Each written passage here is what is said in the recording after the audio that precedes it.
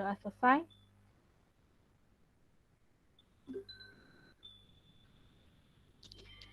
Oke, hari ini kita masuk pada pertemuan ketiga.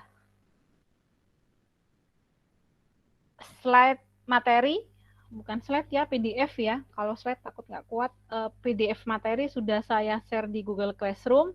Silakan teman-teman. Mungkin tadi sudah mempelajari. Khawatir nanti slide yang Ibu bawakan ini tidak terlihat. Kalian sudah membaca terlebih dahulu. Kemudian untuk presensi juga sudah Ibu bagikan tadi. Silakan diisi. Oke. Bentar.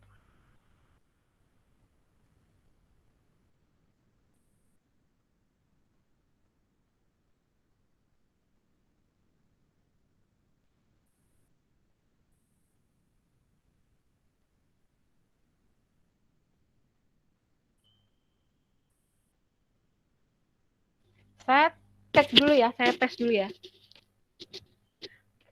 Slide-nya bergerak atau tidak?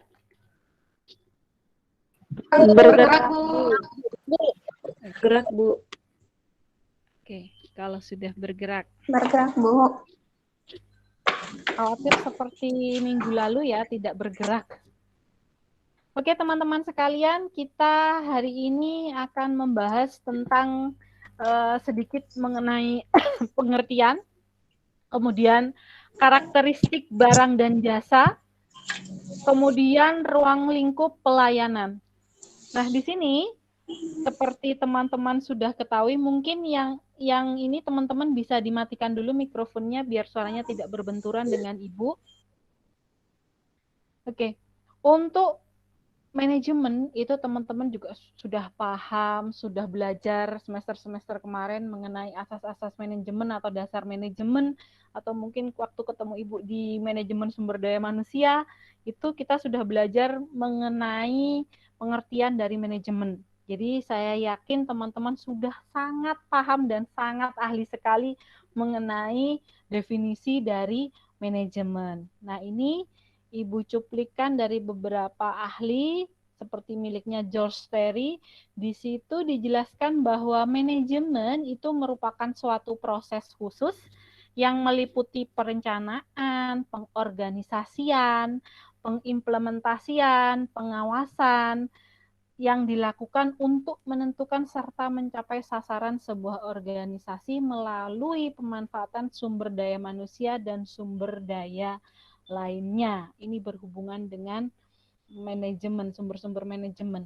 Kemudian, ini saya skip aja. Nah, untuk pengertian pelayanan publik, karena mata kuliah kita manajemen pelayanan publik. Nah, pelayanan publik di sini itu didefinisikan sebagai kegiatan atau rangkaian kegiatan dalam rangka pemenuhan kebutuhan pelayanan sesuai dengan peraturan perundang-undangan bagi setiap warga negara dan penduduk atas barang, jasa, dan atau pelayanan administratif yang disediakan oleh penyelenggara pelayanan publik. Jadi intinya pelayanan publik itu adalah pemenuhan kebutuhan pelayanan yang diberikan oleh penyelenggara pelayanan publik. Nah, sehingga bisa kita artikan, kita simpulkan, manajemen pelayanan publik adalah seluruh kegiatan pengelolaan yang meliputi POAK di situ yang dilakukan oleh pemerintah dalam rangka memenuhi kebutuhan pelayanan masyarakat. Dasar hukum, jadi kalau misalkan kita mau berbicara tentang manajemen pelayanan, harus ada dasar hukum yang memayungi dari pelayanan publik. Apa dasar hukumnya? Dasar hukumnya adalah Undang-Undang Republik Indonesia Nomor 25 Tahun 2009. Kapan hari sudah di-share sama Kevin di grup, jadi teman-teman bisa baca atau bisa download, bisa buka, bisa kalian pelajari, karena anak-anak konsentrasi manajemen publik itu harus paham dengan undang-undang ini. Selanjutnya, di sini tadi sudah dijelaskan mengenai manajemen pelayanan publik bahwa pemenuhan pelayanan kebutuhan publik yang dilakukan oleh penyelenggara pelayanan publik. Nah, siapa sih penyelenggara pelayanan publik itu? Nah, penyelenggara pelayanan publik itu adalah institusi penyelenggara negara, korporasi, lembaga independen yang dibentuk berdasarkan undang-undang untuk kegiatan pelayanan publik dan badan hukum lain yang dibentuk semata-mata untuk kegiatan pelayanan publik. Jadi bisa instansi, bisa lembaga yang independen, bisa korporasi, di mana penyelenggara pelayanan publik tersebut terdiri atas pembina dan penanggung jawab. Jadi ada yang membina, ada yang bertanggung jawab. Biasanya kalau penyelenggara pelayanan publik itu biasanya pembinanya adalah presiden atau kepala pemerintahan atau kepala daerah yang ada di daerah. Kalau di negara itu pembinanya adalah presiden. Kalau yang di daerah pembinanya adalah kepala daerah. Kalau kepala daerah provinsi itu dia namanya gubernur. Kalau kepala daerah kabupaten namanya bupati. Kalau di kota namanya wali kota. Sedangkan penanggung jawab ini biasanya mereka yang bertanggung jawab dalam pelayanan siapa ya? Organisasi perangkat daerah. Bisa juga kementerian, bisa juga apa? Kecamatan, dinas, badan, ya badan pelayanan. Nah, itu dia termasuk di dalam termasuk dalam kategori penanggung jawab. Nah, ini dia. Bedanya pembina dan penanggung jawab. Kalau pembina itu biasanya tugasnya melakukan pembinaan, memberikan pengawasan dan mengevaluasi pelaksanaan. Nah, kalau tugasnya seperti ini, maka biasanya pembina itu adalah pimpinan. Pimpinannya apa? Pimpinan lembaga negara, pimpinan kementerian, pimpinan lembaga pemerintahan non-kementerian, pimpinan lembaga lainnya, gubernur, bupati, wali kota itu termasuk dalam pembina. Kalau penanggung jawab itu biasanya tugasnya adalah mengkoordinasikan kelancaran penyelenggaraan, melakukan evaluasi dan melaporkan kepada pembina ya apa saja yang telah dilaksanakan untuk memberikan pelayanan kepada masyarakat. Jadi ada pembina dan ada penanggung jawab. Nah, organisasi penyelenggara itu berkewajiban menyelenggarakan pelayanan publik sesuai dengan tujuan pembentukan. Penyelenggaraan pelayanan publik itu meliputi, jadi penyelenggaraan pelayanan publik, jadi pelayanan kepada masyarakat, itu meliputi pelaksanaan pelayanan, jadi melaksanakan memberikan pelayanan, mengelola pengaduan, jadi ada aduan dari masyarakat, itu harus dikelola. Jadi kalau ada saran, ada masukan, itu harus dikelola. Itu termasuk salah satu pelayanan publik juga. Kemudian pengelolaan informasi, memberikan informasi kepada masyarakat. Itu termasuk juga dalam penyelenggaraan pelayanan publik. Pengawasan internal, melakukan pengawasan juga itu merupakan penyelenggaraan pelayanan. Penyuluhan kepada masyarakat, sosialisasi penyuluhan itu juga termasuk penyelenggaraan pelayanan publik. Melakukan konsultasi. Jadi item dari penyelenggaraan pelayanan publik ada 6.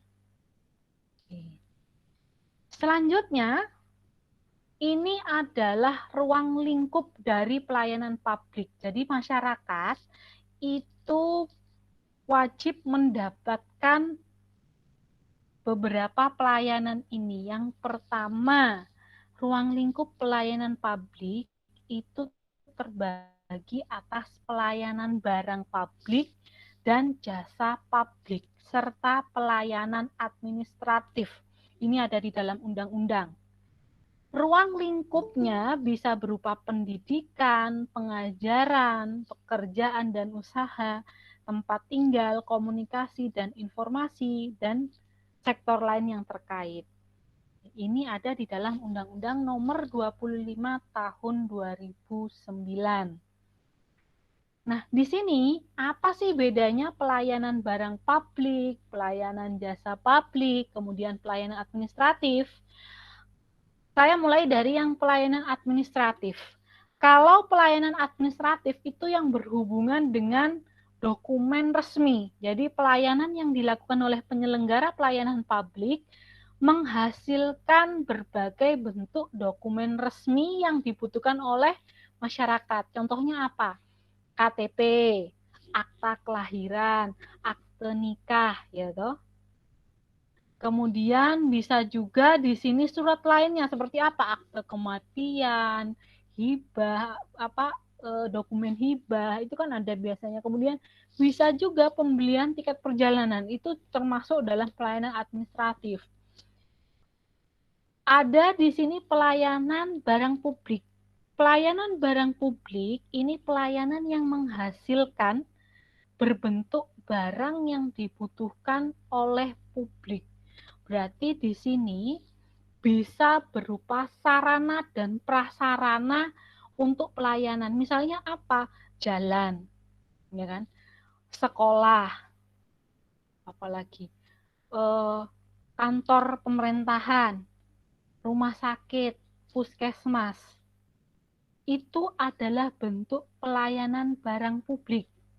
Kalau pelayanan jasa publik, itu pelayanan yang menghasilkan bentuk jasa yang dibutuhkan oleh publik. Contohnya apa? Pelayanan pendidikan.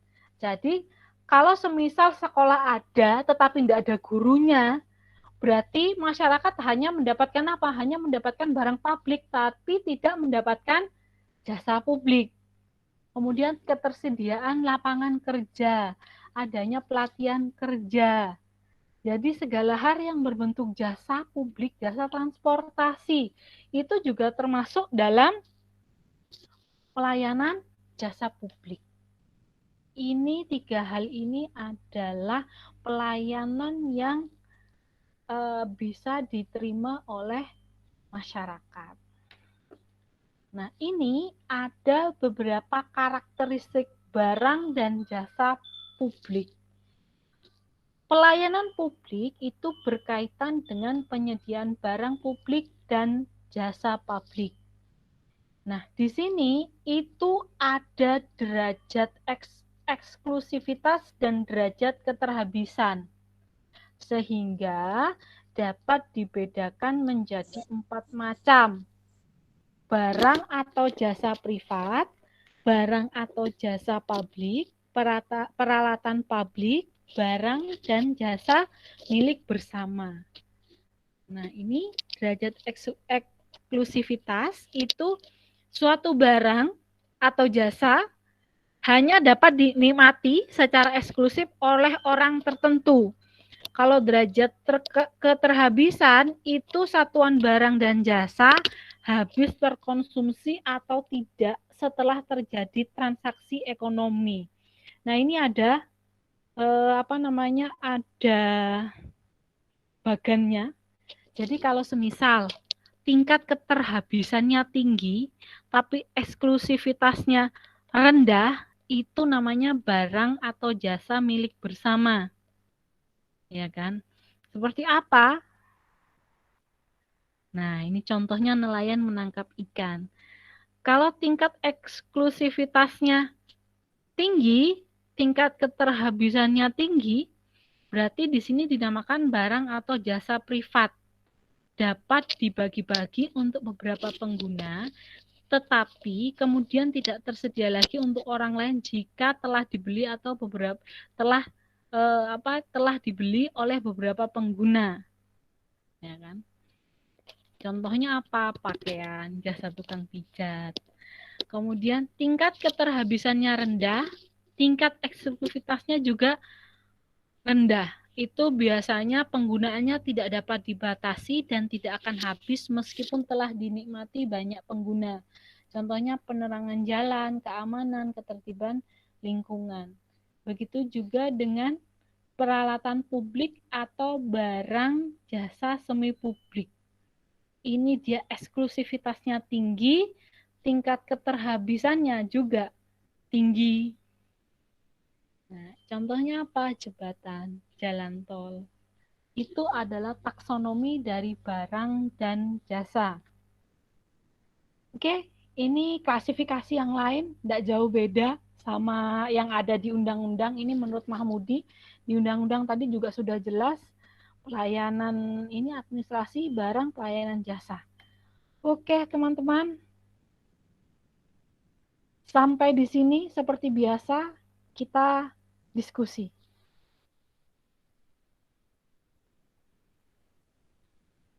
Ada yang mau ditanyakan atau ada yang mau diskusi, silakan.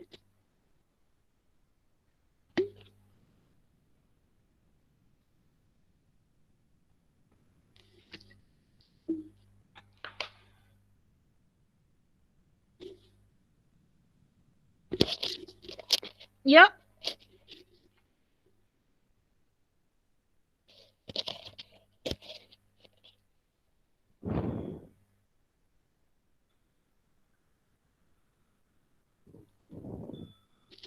Ada yang mau ditanyakan, silakan. Saya, Bu, mau bertanya. Yusta, oke. Tanya apa, Yusta? Pertanyaannya, Bu, bagaimana jikalau misalnya dalam pelayanan administrasi, pejabat atau aparatur pelaksananya, baik yang PNS atau yang masih tenaga honorer, dalam pelaksanaannya melakukan pungutan biaya yang tidak sesuai dengan peraturan yang berlaku di setiap daerah.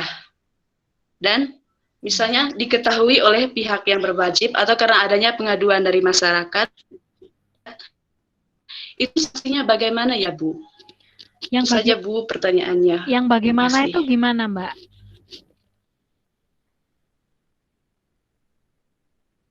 Sanksinya itu bagaimana ya, Bu? Sanksinya.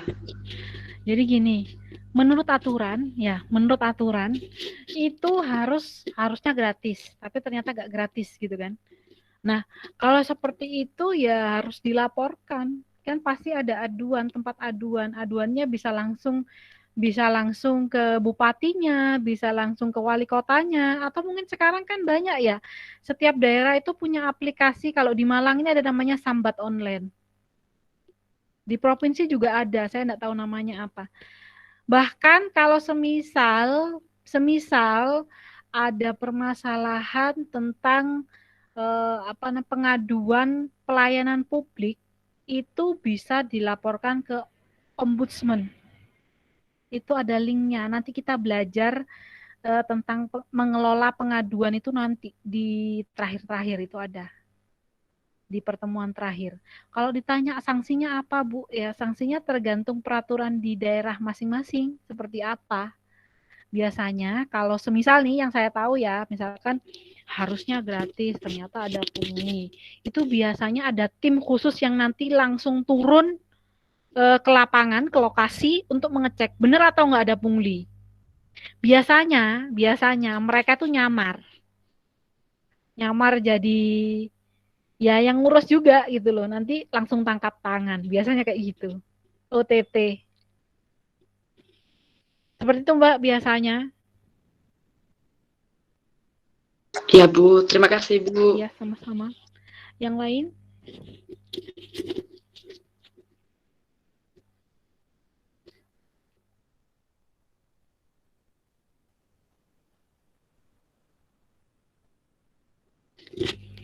Kok tumben hari ini pada diam semua? Ngantuk? Lapar? Biar yang lain lagi, Bu. Baik, Bu, saya mau bertanya, Bu. Oke, Maria, silahkan. Berkaitan dengan karakteristik barang dan jasa, Bu. Yang menurut Mukarram dan Wijaya, yang pertama derajat eksklusivitas dan derajat keterhabisan. Kenapa? Keterhabisan, Bu. Yang mau saya tanyakan itu menyangkut dengan derajat eksklusivitas, yaitu apakah suatu barang dan jasa hanya dapat dinikmati secara eksklusif oleh satu orang. Contohnya seperti apa ya, Bu? Ya bisa lah Mbak. Apa bisa nggak sih di apa namanya dinikmati secara eksklusif? Ada lah banyak kayak gitu itu. Kamu naik pesawat kan eksklusif itu. Yang bisa menggunakan ya hanya orang yang punya duit gitu kan. Pesen apa namanya mau gunain jet pribadi gitu kan. Ya yang punya duit. Sultan kalau nggak kan katanya orang apa anak sekarang kan sultan katanya gitu ya, kalau bukan sultan nggak bisa kayak gitu. Nah, ya itu derajat eksklusivitas ya semacam itu. Jadi dia itu hanya bisa dinikmati bagi orang yang punya sumber daya lebih lah. Bisa uang, bisa apa gitu. Ya misalnya kan kayak kemarin yang heboh-heboh itu ya jalan tol. Wah, jalan tol jalannya orang kaya kan gitu. Ya sebenarnya bukan masalah orang kaya atau tidak gitu loh kan. Cuma tergantung kita mau menggunakannya kan kita harus mengeluarkan uang kan gitu daripada kita jalan di jalan yang umum biasa gitu kan. Kalau di tol kita ngeluarin uang tapi kan memang kembalinya apa? Kita bisa memangkas waktu, kita bisa memotong waktu kan gitu. Bahkan banyak perusahaan-perusahaan yang lebih memilih lewat tol karena apa? Waktunya lebih cepat. Otomatis kan untuk distribusi juga jauh lebih cepat. Itu kan juga memangkas apa waktu. Jadi kan lebih banyak yang dikirim akan lebih banyak. Misalkan barang ada expirednya. Kalau misalkan biasanya 2 hari dengan adanya jalan tol, itu kan mereka lebih cepat kan distribusinya juga lebih cepat juga seperti itu. Wong sekarang ya kalau misalkan ke Surabaya, kalau naik mobil pribadi lewat jalan biasa kita biasanya 3 jam. Belum kalau kena macet. Tapi kalau lewat tol 1,5 paling ini 2 jam lah. Nah itu kan lumayan memangkas waktu juga. Nah itu salah satu derajat keeksklusifan itu ya dari itu tadi. Naik pesawat, jalan tol. Itu kalau nggak punya uang nggak bisa kayak gitu. Gitu Mbak. Baik, Bu. Tak kirain kalau yang di derajat eksklusivitas nih hanya bisa digunakan oleh satu orang. Kalau misalnya menurut Ibu seperti jalan tol, kan bisa juga digunakan oleh semua orang, Bu, tergantung kapasitasnya mau membayar atau tidak, Bu.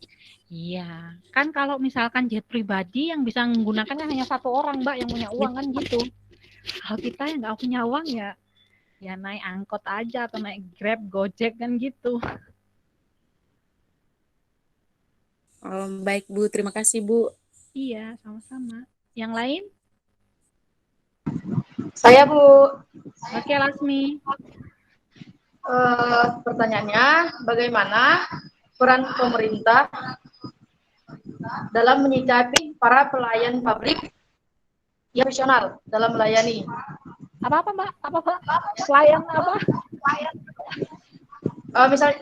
Misal bagaimana peran pemerintah dalam menyikapi para ASN yang kurang profesional dalam melayani, Bu?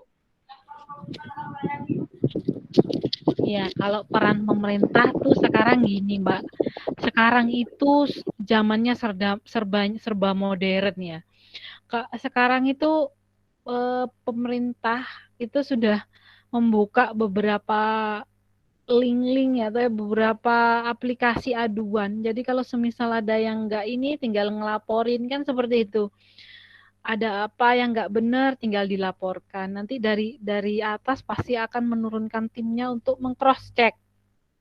Jadi apa namanya gini loh, aduan itu harus dikelola kan belum tentu semua aduan itu istilahnya benar. Jadi harus di cross check di lapangan. Itu ada timnya sendiri. Jadi pemerintah itu sudah punya untuk tim itu gitu loh. Kalau misalkan oh kayak gini, ada seperti ini. Misalkan nggak benar. Nah, kita laporkan. Ternyata setelah disurvei, setelah dilihat di lapangan emang seperti itu. Ya berarti nanti akan ditindak. Biasanya seperti itu. Jadi pernah nih ada kejadian ada seorang lurah itu dia punya rumah dinas. Kemudian ternyata rumah dinasnya disewakan. Nah, disewakan itu masuk ke kantongnya pribadinya beliaunya, gitu loh. Padahal secara aturan rumah dinas itu nggak boleh disewakan, digunakan untuk misalkan dia tinggal atau mungkin pegawai lain yang ada, tapi disewakan dan uangnya masuk ke kantongnya dia sendiri. Semisal kemudian ada yang tahu dan dilaporkan, ya akhirnya di cross check di lapangan benar atau enggak, oh ternyata benar disewakan. Nah, ini pihak inspektorat itu memanggil lurah tersebut, ditanyakan benar enggak seperti ini ya, itu nanti diomongkan, ada ininya, istilahnya kayak ada sidangnya tersendiri gitu loh. Tergantung nggak profesionalnya seperti apa. Seperti itu Mbak Lasmi. Baik Bu, terima kasih. Sama-sama.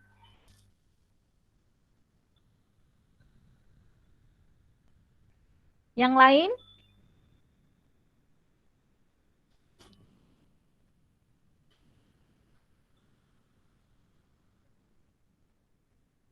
Yuk, tanya.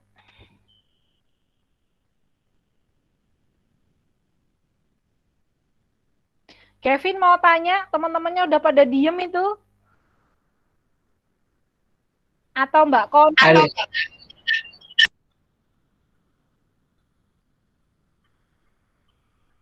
Maaf, Bu, lagi di jalan baru pulang dari tempat itu internship, Bu. Oh iya. Kevin, biasanya tanya melulu nih. Lagi puyeng, Bu. Puyeng kenapa?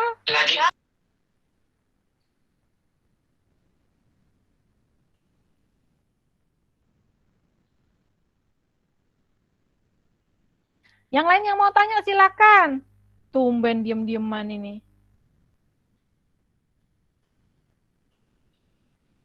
Lagi puyeng.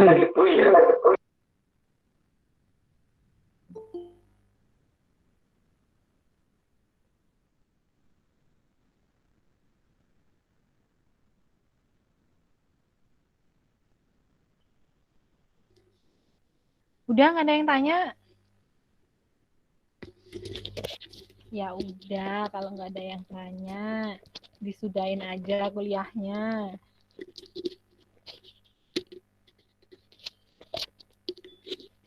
Udah ya, nggak ada yang tanya ya. Kalau nggak ada yang tanya, ya udah silakan dihidupkan kameranya, kita foto bersama dulu.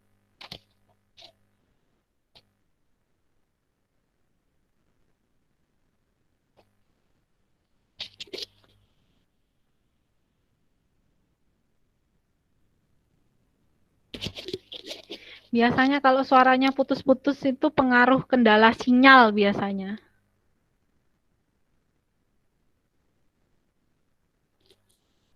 Oke, dihidupkan dulu semuanya. Yang bisa menghidupkan ya silakan hidupkan.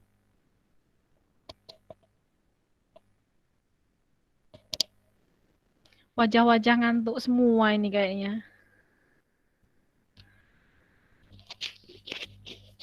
Masih segar, Bu. Oh, masih segar. Ini ada yang baru bangun tidur ini.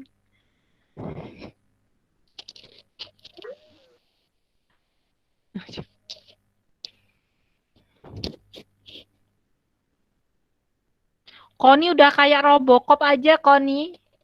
Kayak Power Ranger. Iya.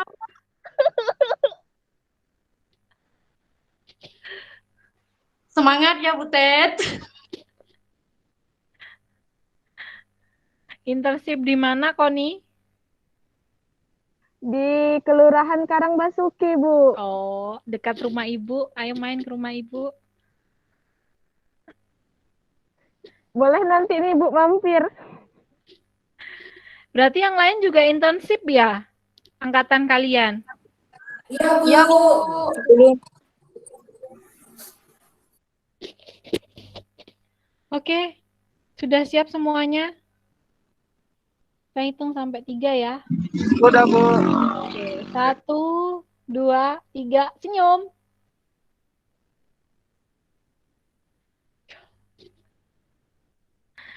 Saya share dulu. Kelas A.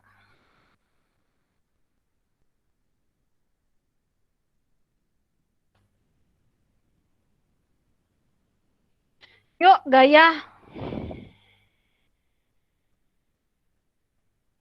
1, 2, 3, gaya.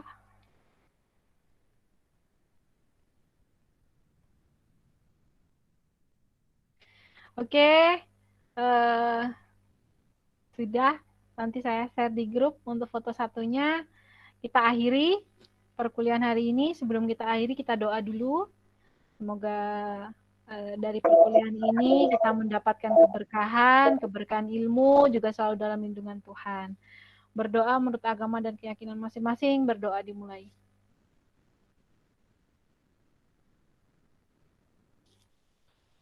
Berdoa selesai. Terima kasih banyak atas perhatiannya. Mohon maaf jika Ibu ada salah kata atau salah perbuatan. Selamat sore. Selamat sore, Bu. Terima kasih banyak, Bu. I love you.